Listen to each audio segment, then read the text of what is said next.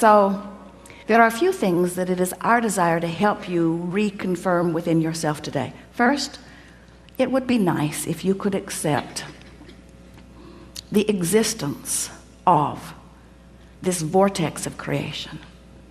And it would be even nicer if you could see it as we see it, as your present tense of creation. So that when your friend says to you, I don't see any improvement in your life, you can stand firmly inside your vortex of creation and say, that's because it's not visible to those who are outside the vortex. And they will say, have you seen a doctor lately? And you will say, there are no doctors in the vortex of creation.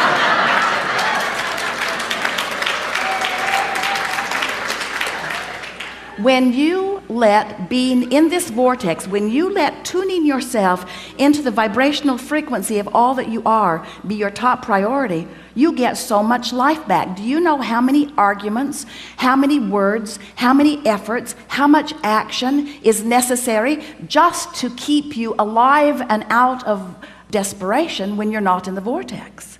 In other words, it's a big effort to live this life when you're counting on your words and your action and your effort to make it happen. It's interesting, you could just have a conversation with one very well-meaning mother about her child that she adores more than life itself, and listen to all of the gyrations that she is going through in order to sort of kind of understand what's going on with her little boy and put it in the proper perspective, when really all she needs to do is step away from whatever's bothering him and away from whatever's bothering her and focus upon something that gives her access to the vortex, and from inside the vortex everything's clear. You cannot lead from behind.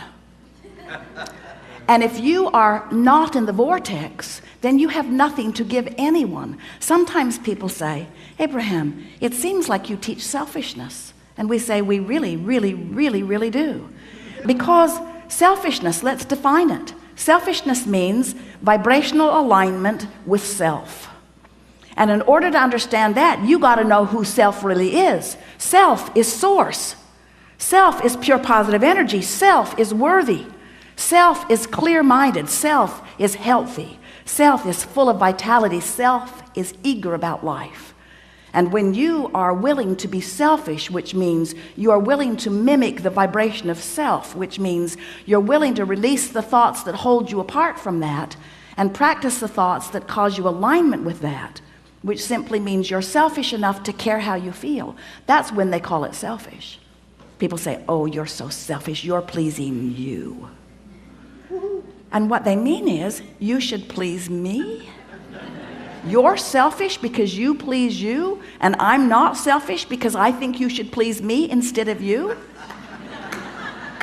There's some screwy reasoning going on. And every time it matters to you to please them instead of you, oh, it's such short-term gain, such short-term gain. Because when you care about how someone else feels or how they are responding to you, so you behave in order to affect their response to you, you do them a very big disservice, because you teach them that through action and demand or cajole or control or power, that they can wrestle their life to the ground. And there's hardly going to be anybody as cooperative as you. Think about it. Have you ever had someone who was so cooperative they'd just do anything for you, and then they were the only one who would behave that way? So you just had that one friend? Often it was your mother. You weren't really ready for the world, were you? But when you show yourself that you have the power to come into alignment, not just with who you were before you were born, but with all that you've become ever since, not just with you and all you've become, but with source itself.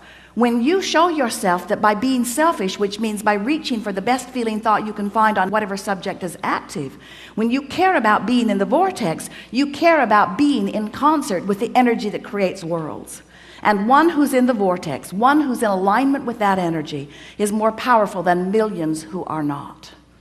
It's such an interesting thing to watch what goes on in your planet, because you are so good at step one. Most of you have made such a career out of step one. You sift through the data, and you know what you don't want, and you know what you do want, and you know what you don't want, and you know what you do want, and you know what you don't want, and you know what you do want, and you know what you don't want, and you know what you do want, and you know what you don't want, and you know what you do want. And source is over here, knowing what you want, being what you want, sending out a signal of what you want. Law of attraction's over here, gathering what you want, gathering what you want, gathering what you want, gathering what you want. You're over here.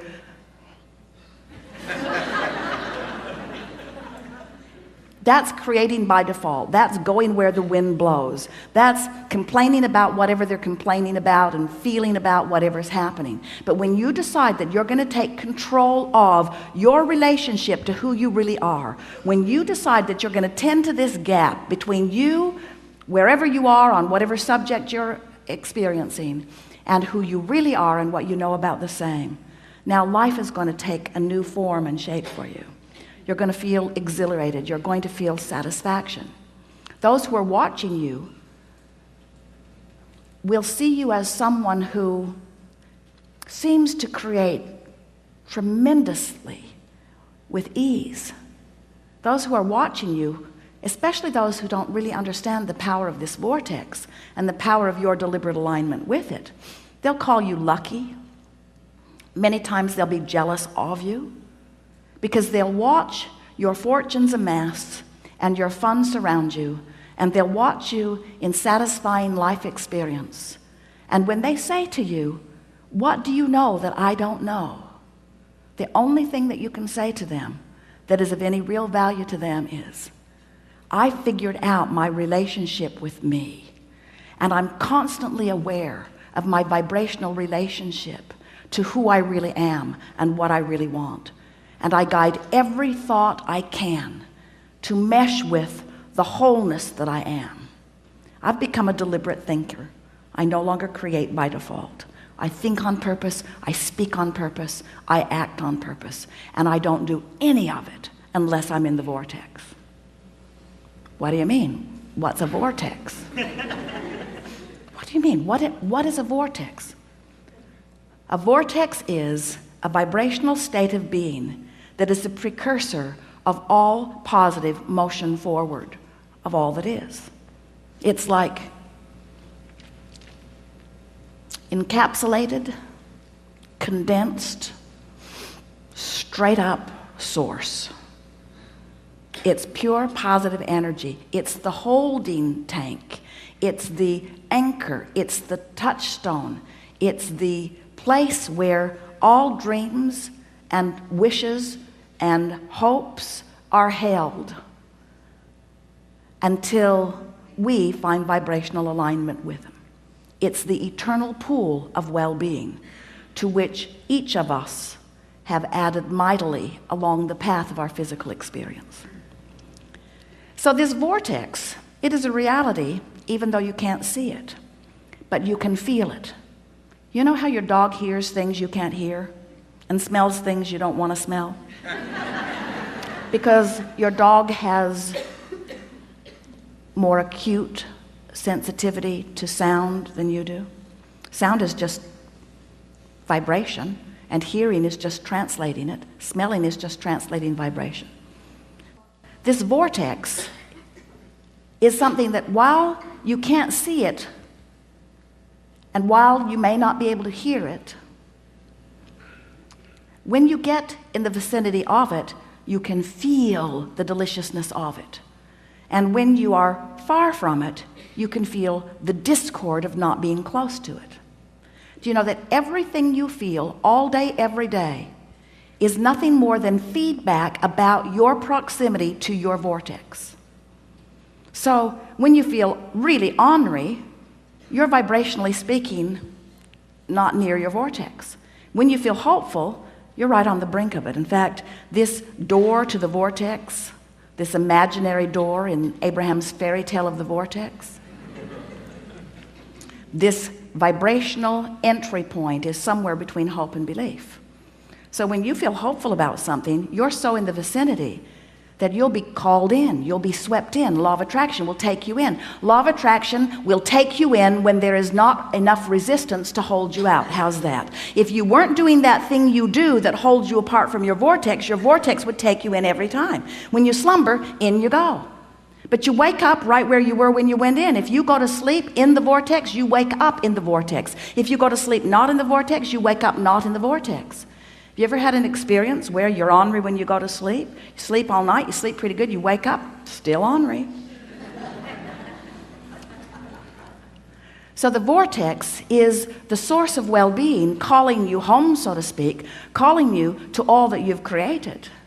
And when you are not clinging with resistance to some thought that keeps you from it, it takes you right in.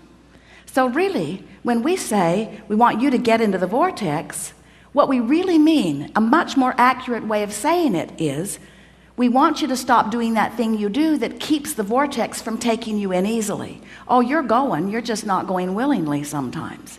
In other words, when you croak, in you go.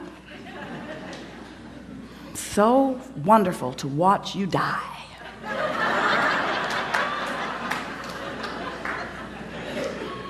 Moving immediately into all that you have become, all that you've asked for. But we don't think you should have to croak in order to be in the vortex. We don't think you should have to croak in order to be what life has caused you to be. So, as we're moving forward today, we're eager to talk with you about whatever it is you want to talk about. And it is our desire to help you to find a vibrational stance, which means a mental approach, which means an attitude about whatever it is that you've got going on. We want to help you soften your resistance, because when you soften resistance, the vortex takes you in. And that really is where you belong. You belong inside that vortex where rendezvous with exhilarating things can happen all day, every day. Do you know that if this time-space reality has the wherewithal to stimulate a desire, so that the desire is in present tense already gathered in this vortex of creation, that this time-space reality has the wherewithal to give it to you now. And the only reason there is a gap between you putting it in the vortex and it showing up where you and others can see it and smell it and hear it and taste it and touch it is because you've got more resistance about the subject going on than you do belief or expectation about the subject. That's all. You just got to move yourself into more expectation.